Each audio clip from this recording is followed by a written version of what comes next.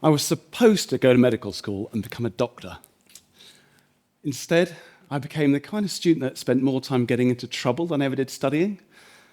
I was a relatively high-performing student in school, and I was good academically, particularly maths and science. I never really found it that interesting. What I enjoyed was challenging my teachers and getting up to mischief. So, whilst I could get by getting pretty good grades in most subjects, it was in science that I discovered I could get the maximum output for the least effort. I also discovered that if you borrowed a couple of syringes from the science lab and used them to squirt water at the light bulbs in the bathrooms, you could make them explode. So, when I eventually got what I deserved and didn't get the A-levels I needed to go to medical school, I basically fell back on what I knew and went into a degree in physics. Now, I can't say I was really that interested in physics when I started the degree, and I was probably less interested by the time I finished. It was just so dull. I did discover, though, that you could kind of create a makeshift pulley using household items and lift a small tree up onto a roof and balance it in a chimney on your student house on the last day of term. So that was something. Somehow, I scraped a 2-1.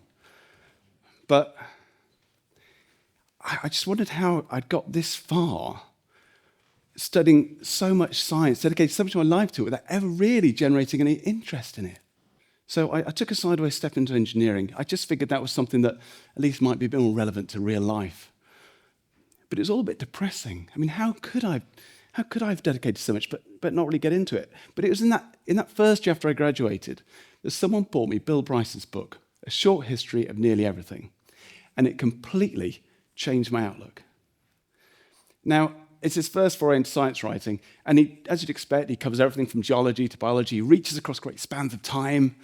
But what grabbed me is that he doesn't explain science by waxing lyrical in awe of the incredible discoveries of historic geniuses. Instead, he starts with questions and wonder, with curiosity and confusion and a little bit of mischief. He kind of peels back every aspect of the world alongside the scientists that are asking the same questions and peering into their minds and their motivations. And the scientists he found were challenging. They were trying new things. They were disrupting.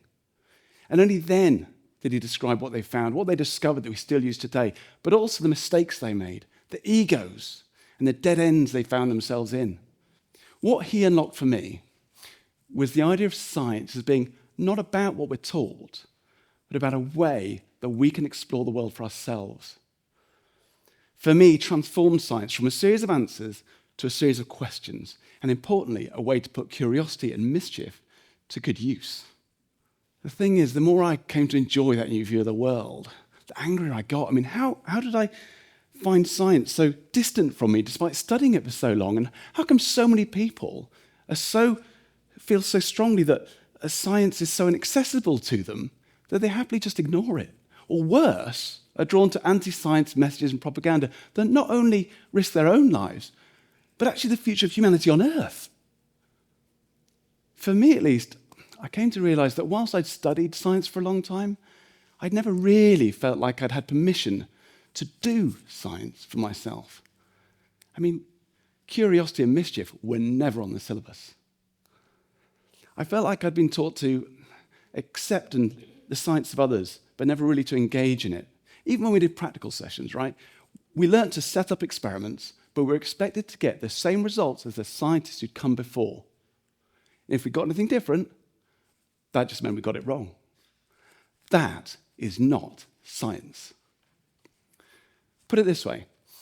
What if we were to treat art with the same importance with which we appear to treat science? What if, throughout school, we taught children all about the great art that had come before, all the incredible artists that produced it? We might even let them attempt to reproduce a couple of great works. But what if we took those young people all the way through school, all the way through university, without ever letting them try to create some art for themselves? What if it was only when you got your degree in art you were finally handed a paintbrush and told you can now experiment? I mean, I think in reality we get it wrong with art too, and a lot of children give up on drawing and certainly decide they're not artists long before they reach adulthood, right? So why is that?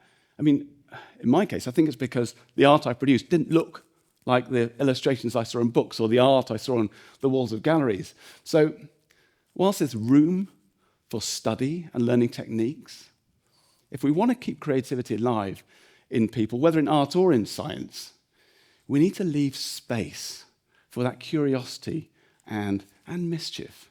Whilst there is room for a bit of experiment and open-ended study in school science, it's quickly squeezed out by a curriculum desperate to just squeeze and cram so much testable knowledge and techniques into teenage brains, so much so that curiosity and creativity completely crowded out. It feels like we treat scientific knowledge as being so important that we don't dare allow any space or for the idea that people could maybe find answers that aren't the ones we gave them. So we push out that possibility, and we push out any other views, other ways of exploring the world. We push out genuine curiosity. And when we leave formal education, we put people quite quickly into a box marked scientist and another box marked non-scientist. And it feels like the scientist's job is to do the science. And if they're particularly civic-minded, they might find the time to explain what they've discovered. If the non-scientist's job, well, their job is to take their word for it. And if you don't have the right scientific qualifications, your opinion is not really welcome. So I think our institutions accidentally create distance. And it's not that scientific expertise or scientific research and rigor aren't real and important. They absolutely are. They're critical for helping society navigate the world. But the effect is the same. People become disenfranchised. Is it any wonder that a lot of people eventually decide, science doesn't want me? And I'm not so sure I want to shut up and take my scientific medicine. I mean, there's lots of things in the world that are hard to understand, but it feels like sometimes only science is the one that says if you don't understand, you don't have a valid opinion. And I think that's where we come unstuck. People don't reject science because they can't understand it. People reject it because they're told it doesn't belong to them. Now, when I was a kid, you would never meet someone who would tell you that the Earth was flat, seriously. But now flat earthers are on the rise, right?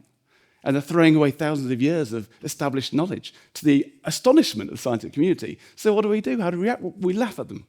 Then we explain why they're obviously wrong. Then we get frustrated and angry, and then we just belittle them. And I think that's where we lose the argument. I mean, even by calling them flat earthers, we kind of draw a line around them, and we create them into a community, like a tribe in opposition to science. And the thing is, our opinions align with our tribe. So when we draw a line around the scientific community and put other people outside that line, we kind of make ourselves easier to disagree with.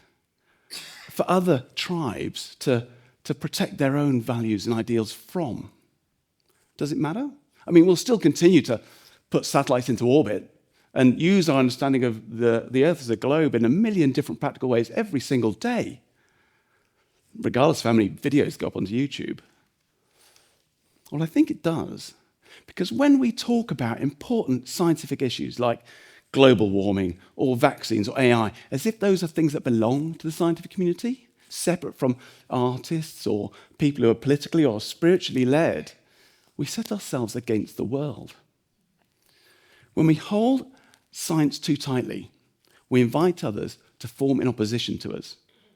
Global warming is a great example, a clear example of where the world broke into tribes. There were those who recognized the science and those who didn't, and the discussions became politicized as a result. There'll always be misinformation, and we can't keep being shocked when it turns up, right? When it does arise, it's too late to shout that the science is right and the others are wrong. So how do we break down that divide between science and society? I think right back in school, we desperately need to give time for a lot more play with scientific principles, a lot more of that curiosity and mischief that captures us and draws us in. It's often when a child is really fascinated by something, and the moment an adult comes in and tells them what it is, gives it a name, that the spell is broken. That child hears that that's not new, we already know what that is, and the curiosity kind of disappears. Give them space. Let's hold off from defining and describing every little detail to young people straight away. Let's give them the space and the inspiration to explore the world for themselves. Let them make some mischief. And let art and science work together. When Galileo first looked at the surface of the moon through a telescope, he didn't just name what he saw, he drew it. Ruskin said that when we draw, we notice. Drawing something is not about what you do with your hands, it's about what you notice with your eyes.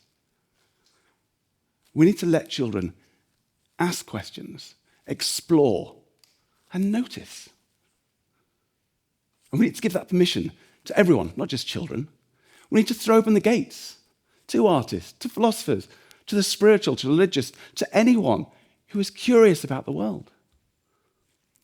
Because if we can all rediscover our own curiosity and just a little bit of mischief, then maybe the scientific community can include all of us. And science can belong to everyone. Thank you.